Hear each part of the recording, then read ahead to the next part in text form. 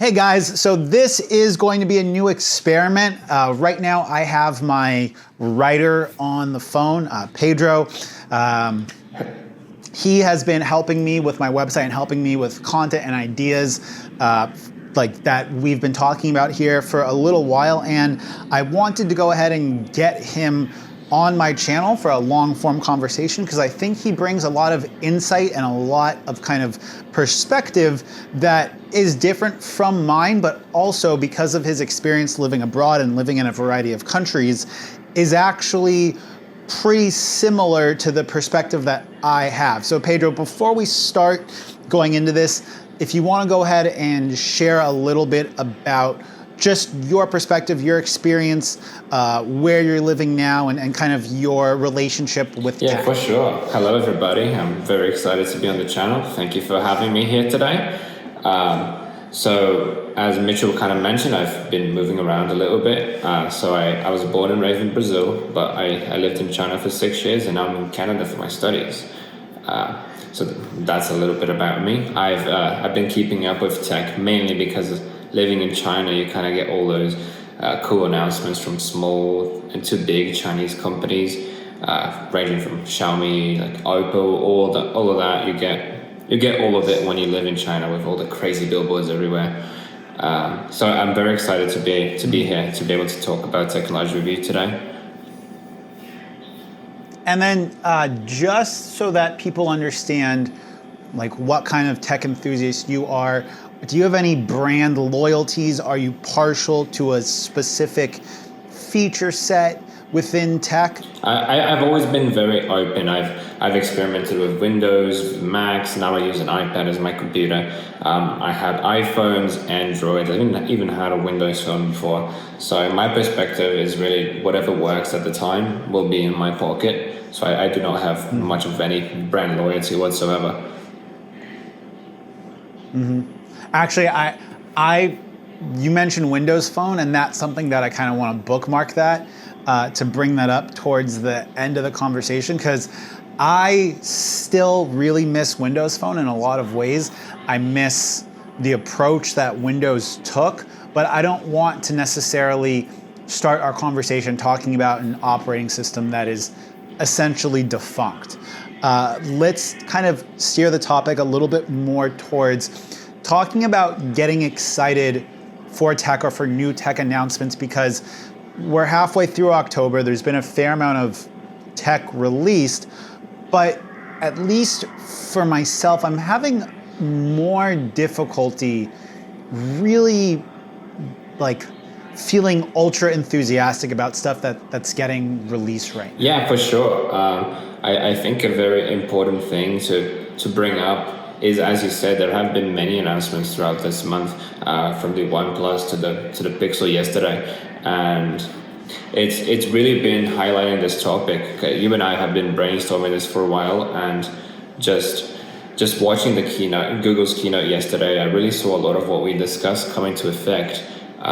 From my perspective, from someone that's just looking for what works, not really looking for the latest and greatest, I've started to realize that technology has really become kind of stale throughout the years. I think that you're absolutely hitting the nail on the head, as far as technology becoming a little bit stale. Yeah, I mean, in the podcast that I've released, it'll be like yesterday or a couple days ago, and on my channel, I said that the Pixel launch event specifically was two things. It was one, it was Google kind of admitting that we are at like peak smartphone 2019, and like that this device was Google trying to like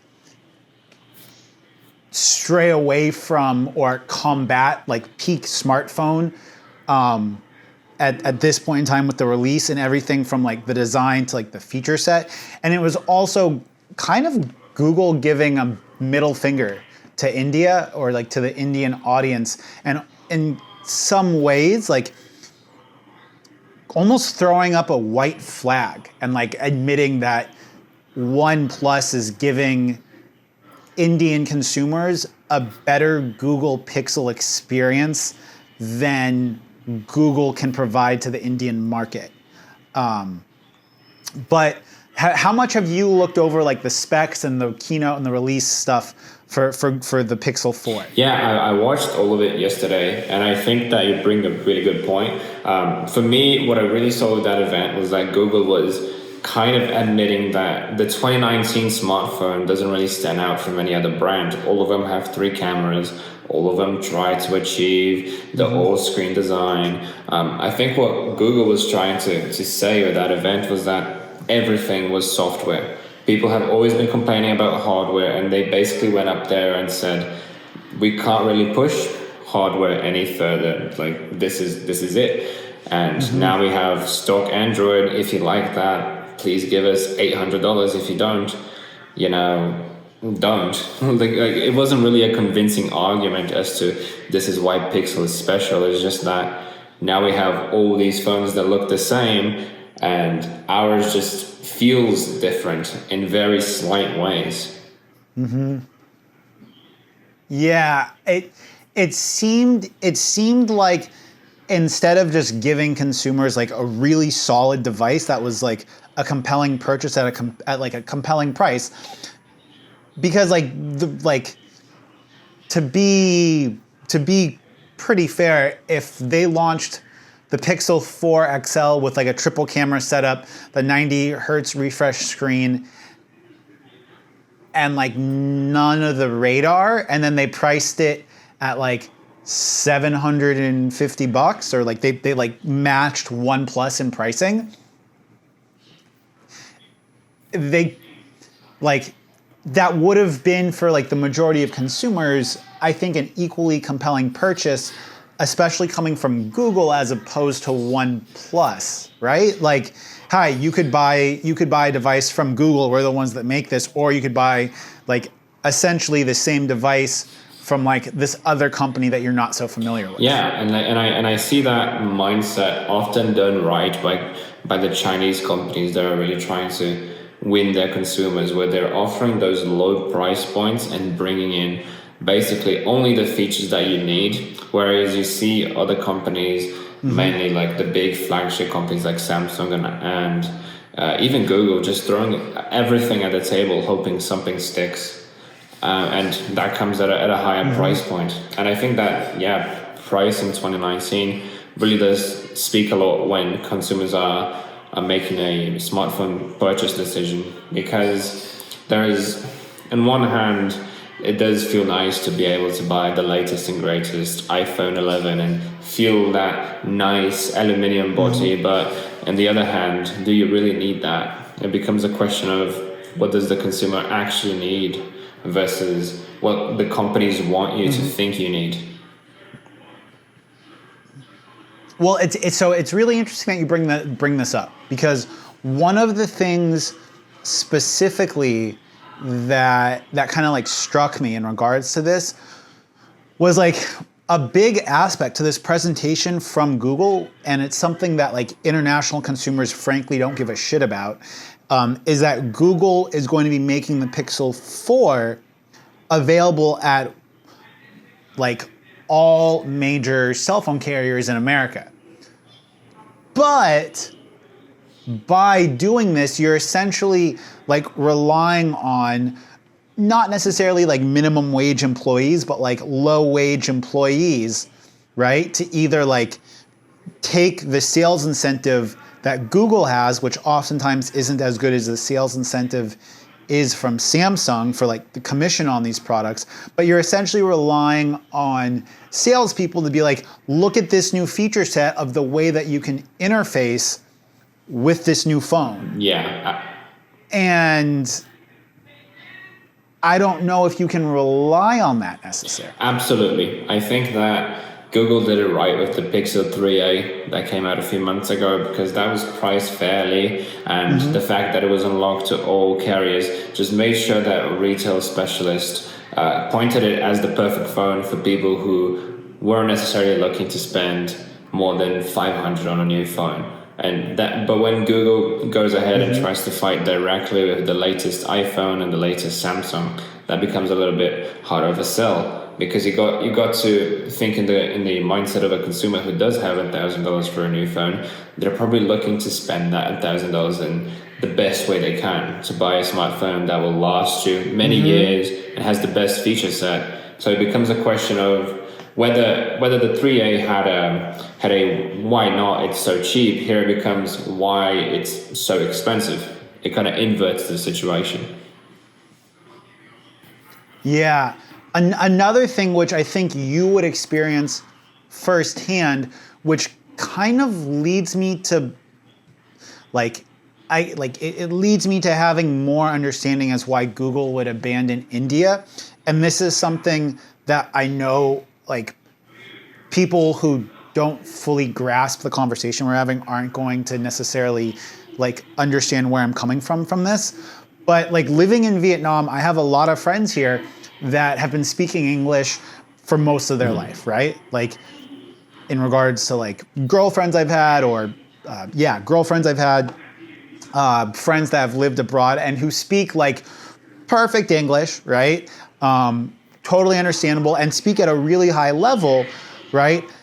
A lot of the Google Assistant voice features that Google has implemented and that Google was talking about, for instance, in the note-taking app, for people that have a heavy accent or even have a noticeable accent, I'm not sure if all of those features are going to work the way they're intended to work with people that speak a dialect of English that's not UK or North American dialect of English, right? And that's got nothing to do with people's ability to speak or comprehend English. That has everything to do with the machine learning and the machine algorithms being made and intended for people that speak a natural North American dialect of English. Definitely. Google is really relying on technology that is very unreliable. If you look at Apple's Siri as a form of comparison, it does not really work or favor anyone that has a dialect or speaks a dialect of English. And I can't imagine Google's services being any different. And it seems like that is really the motto across the board. They have the swipe gesture where you're supposed to control your phone without touching it, and all these awkward features that really do not add anything to the smartphone experience, and they're just adding it just to say, hey, we have something that is somewhat different from the last generation Pixel. And that really brings me to this idea that I do not think that getting excited for these products is worthwhile, especially because if you have a Pixel 3 or maybe even a Pixel 2, you're perfectly fine. There is nothing in this new phone that will make a tangible day-to-day experience any better. Yeah, and something else, and this has been something that I haven't made a video or I haven't necessarily talked about this up to this point on my channel because I didn't really have an opportunity to do this. And this is something I see every single day out riding my motorcycle, because here in Vietnam, the air quality in Hanoi and in Saigon is in the top 4 worst in the world. So most people wear face masks or dust masks, right? And something that I see everywhere is people either having to pull over or people trying to drive their scooters and then manually enter their passcode on their phone because they're wearing a face mask and the facial recognition doesn't work. And I know that in a lot of other developing countries and a lot of other countries that Google could be trying to penetrate, people are going to be wearing pollution masks, and facial recognition isn't necessarily always going to work as reliably as an in-display fingerprint scanner. And I know that there's ways to get around that with the iPhone so that it just recognizes your face or the part of your face that's accessible, but it's not going to be as reliable if you're wearing a mask. Period. Yeah, and I think you bring, even in the concept of a Face ID, you bring up a good point where we should be questioning, why are we getting these new features? Why is it that it's a big deal that we can use our phone without not touching it? Why is it a big deal that we, instead of putting our finger on the phone, we can now use our face? Why should this matter? Becomes the question. And I if I were to kind of get started on that point, I'd say that it really is just for the fact that people want something different. You really saw this with the upgrade from the iPhone 7 to the iPhone 10, where just the design was massively different, and that was enough to satisfy people to spend that $1,000 on a new phone, because they felt like there was something tangible when there's a massive design overhaul. But in 2019, all you're seeing is we had this bezel in 2018. Now it's slightly lesser bezel. You get like 1% or 2% more screen than last year, and it's starting to get almost ridiculous.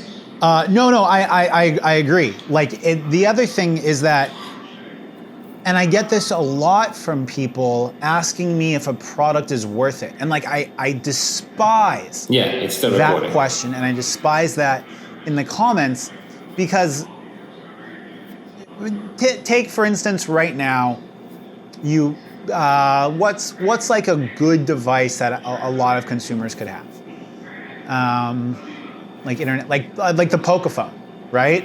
Which was a device that like internationally came in at a price point that was like pretty reasonable, right? And had a good camera, and it's got like a decent screen, but the screen gets pretty bright. It's got a notch, right? That's like not that great. Sure. I don't know if you know this, the facial recognition hardware on the Pocophone, which is the infrared camera, all Google is using for their facial recognition, I don't believe it's their radar. I believe that it's literally just an infrared camera in conjunction with their radar, but I don't think that the radar has anything to do necessarily with like the secure facial recognition.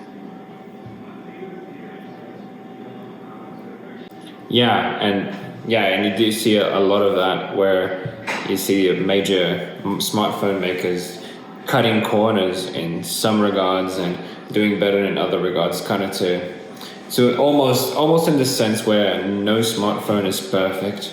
Every single one of them has slight little flaws. But I think that you do hit a good point again with the Pocophone being an ideal phone. Here we have something that literally can be bought for less than $400, and literally anyone that had it would be just fine. You don't need to go beyond that price tag anymore in 2019 to get a good experience, and that says a lot. It puts these companies like Apple and Samsung and Google, who were at the throne a few years ago, it puts them in high competition, because they really have to prove themselves, and they've been struggling with that in the last few years, I'd say. Yeah, and something that I kind of want to circle back to, like when we're talking about the Pocophone and like the question of, is it worth it, right? I think the screen on the Pocophone got up to like 450 nits of brightness. I don't think it surpassed 500 nits of brightness, but it got relatively bright.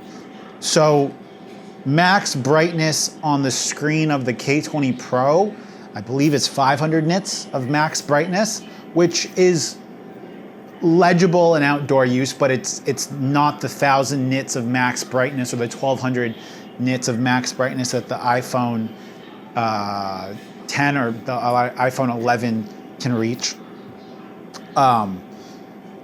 The camera is the IMX 363, which is going to perform as well, if not better than the IMX 586, which is the 48 megapixel camera that we have right now, because the pixel binning and stuff like that isn't really used in video that way, because you'd be having to downsample an insurmountable number of pixels. it's got the expandable storage, so there's no reason for you to get a more expensive model. Like, and for like 90% of stuff, the 6 gigabytes of RAM is going to perform fine. The Snapdragon 845 can still play PUBG at like high graphic settings at high frame rates, right? Like is like, I know that we all want to like kind of shit on Apple for the way that they like pick and choose a select set of features and then improve that, and then that's what they use to sell to people. But like, Apple takes a couple of very specific like experience points and then decides to upgrade those specific experience points on their newest iPhone. And even in other areas, they don't necessarily change much of the experience, but they say these are the distinct areas that you will have a better experience.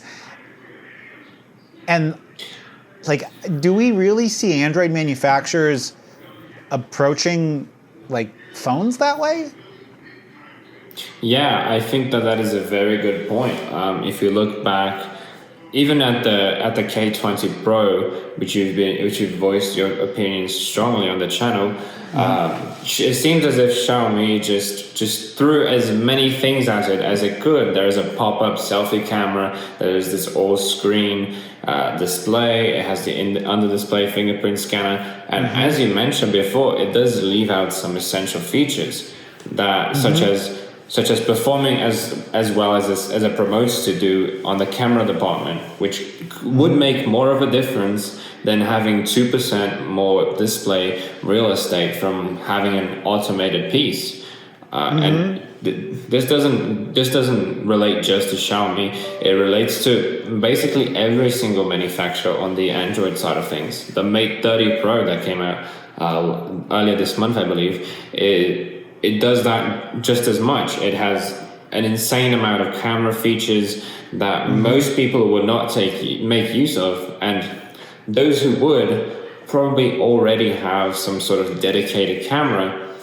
Just because if you're a photography enthusiast, you probably already have a camera, and having an extra sensor on your phone is not going to make that much of a difference.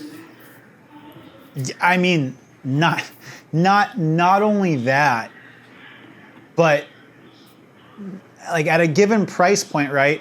It's all about where people want the money to be spent. And so, like, sure, we have this under-display fingerprint scanner, but would hiring like 3 extra people for the software side of the camera department so we get like stabilized footage at 60 frames a second, would that have been better for more people? I mean, I think that people would prefer stabilized 4K 60. I mean, right? It's like one of these things that like they choose features that they can market, and then they abandon or don't give us as much effort in other features, and it's like kind of disheartening. Yeah, in a sense, it almost says how much of a disconnect there is between the companies and the consumers. Because if you look at the average smartphone user in 2019, we're basically doing the same things we've always done on our smartphones. We're texting, we are sending people very basic pictures, like here is where I am, or here is a very cute cat. So very basic photography. We are listening to music and checking our emails, maybe some basic browsing or YouTube, but having like 2% extra display real estate, or having an in-display fingerprint scanner instead of extra battery, or like any or having the headphone jack, which basically killed the massive convenience people had for the sake of innovation, between quotation marks, just shows how much of a disconnect there is between companies and consumers. Yeah. I just had to restart my camera to start filming, because most cameras have an automatic 30-minute shut-off point or whatever, and I wanted to do that beforehand. But I guess since you're filming on a phone, that doesn't really matter. Okay, so one last thing, and this was a subject. This is something I've touched on before, but this isn't something that I've really talked out in a video. But it's something I've definitely expressed before, and this is maybe a little bit of a shift in conversation right now, but something that I think is really applicable, right? I have in the past compared smartphones to watches. And I think, and I know, I like mechanical watches, like the old school kind that you always have to wear or else they die. And this is something that I think is a much better comparison than we ever give it credit for. And let me explain. The difference between really, really nice Rolex, for say, right? And a knockoff Invicta, which is a relatively inexpensive mechanical watch that you can usually get for under $100 in North America, right? Some of the key differences are that the bezel, which is the part that goes around the watch face, on a Rolex is made of ceramic, ultra hard ceramic that won't chip, right? And right? The actual glass on a Rolex is sapphire glass, which is the hardest material that we have that's still translucent, right? So that you can wear and use that Rolex for a long period of time in a wide variety of environments, and it will still maintain its appearance and maintain its functionality. Another thing about Rolexes or about other high-end watches is they might not keep the most accurate time, but every month the amount of time it will either lose or gain is always consistent. So the first day you buy a Rolex, it will speed up by 5 minutes a month. But you know that every month for the next 10 years, it will be 5 minutes faster a month so that you can reset it if you need to do so, right? And it will always be consistent and that's what you're paying for. You're paying for the consistent performance along with build and materials that will never let you down, right? And when people are giving Apple shit about oh, it's $1,000 phone, and then Apple comes back with their but it's a stainless steel chassis, which is why it's heavier, but stainless steel is stiffer than aluminum, so if you drop it, right? I don't know if you saw the Jerry Rig Everything video, but he was able to drop the iPhone 10 a couple of times on asphalt, and because of the stainless steel chassis, it didn't deform enough to crack the glass, right? Or the fact that on the back of their phones, Apple uses a permanent adhesive as opposed to a temporary adhesive. It makes them harder to repair, but it also makes them tougher and more durable.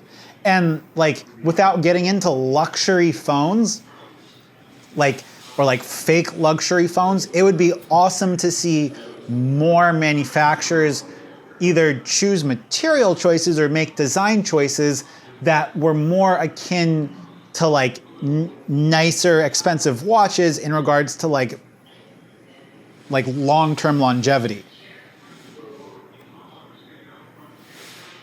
Yeah, definitely. I definitely agree there. I'd say that in the future, I'd love for technology to move towards this field where every choice feels intentional. It feels like right now we're stuck in this limbo where we're trying to see what sticks. And I've said this before, and I believe that we should move towards more intentional decisions where, yes, we are making this change to the camera performance. Here is why this matters. We are adding aluminum edges. This is why it matters. This is why you should give us your money. This is why the retail specialist at a store should not be promoting the phone that pays the company the most. They should be promoting something that actually fits your personality. in a sense, I'm saying that phones should become more. It should become more of a personal experience. They should be more targeted towards a certain type of consumer instead of trying to fit everyone into this bubble.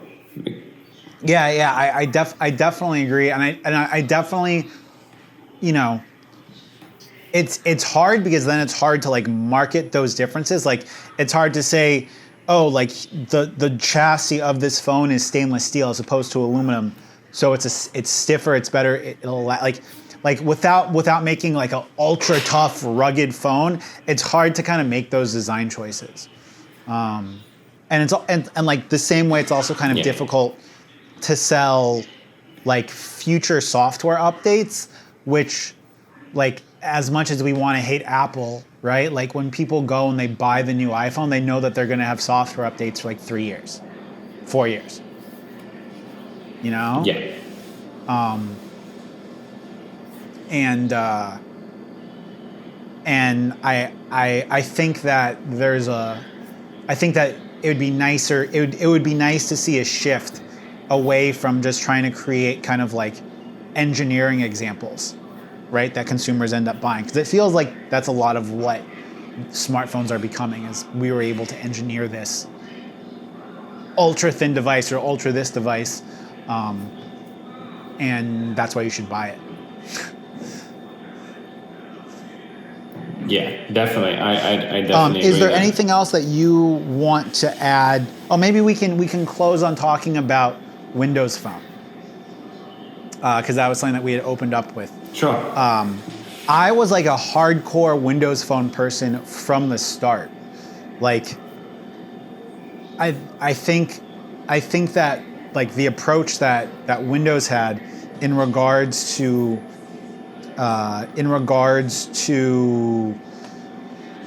like making minimum specifications for devices and like specific design choices, like I feel like that was the right track, like at that point in time. Yeah.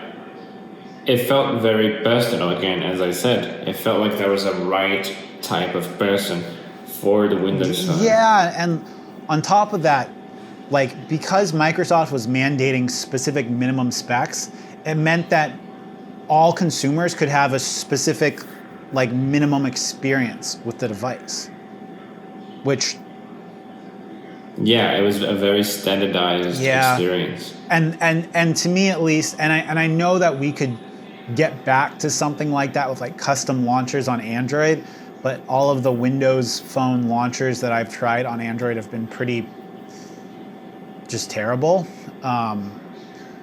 Pretty terrible is like the idea of having a bunch of apps that all had like really similar layout, so that your experience using a Windows native app was really similar to using like a non-native app. It just made it always like I knew that the like settings would always be in the same place, or going back and forth between tabs would always be in the same place. In a way, I feel like Android sometimes misses the mark with just allowing anything to go by. It is very customizable, but that has its pros. Yeah, and cons. and if you think about it, Windows Phone was kind of like the OG dark mode, right? True. They had dark mode. That was a feature. You could choose between light or dark. And when it was dark mode, like all of the apps had dark mode. And I'm here like using Google apps that have like an automated dark mode, and it's like dark gray, not like turning off the pixels.